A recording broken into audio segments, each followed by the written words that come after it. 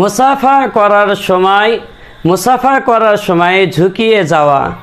তো সাক্ষাতের সময় নিজ মুসলিম ভাইকে সালাম করা তো সুন্নাতে মুআক্কাদা এবং ইসলামের প্রতীক। আগে আগে সালাম দেওয়ার চেষ্টা করা, পরিচিত অপরিচিত সকলকে সালাম দেওয়া, শুদ্ধ ও পরিষ্কার উচ্চারণে সালাম করা। তো কমপক্ষে আসসালামু আলাইকুম পর্যন্ত অবশ্যই বলা, এটা সুন্নাত।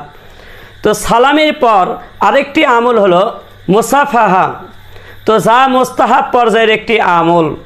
তবে সালামের মতো মুসাফাহার আদেশ এতটা তাকিদপূর্ণ নয় যে পরিচিত অপরিচিত সবার সঙ্গে মুসাফাহা করতে হবে। আর আজকাল তো মুসাফাহার আদবের আলোচনাও কম হয় এবং এসবের প্রতি লক্ষ্যও কম দেওয়া হয়। তো আল্লাহ তাআলা তৌফিক দিলে আলাদাভাবে সামনে আলোচনা করব। তো মুসাফার আদব রক্ষা না করার কারণে অনেক সময় মানুষের কষ্ট হয়, এটা না জায়েজ।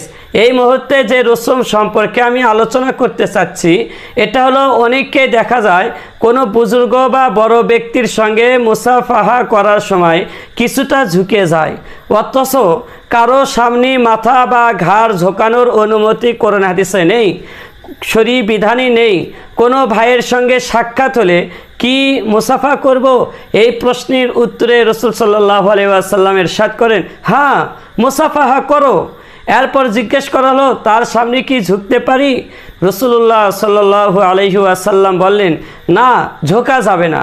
এই হাদিসটি তিরমিজি শরীফের 2728 নম্বর হাদিসে উল্লেখ আছে।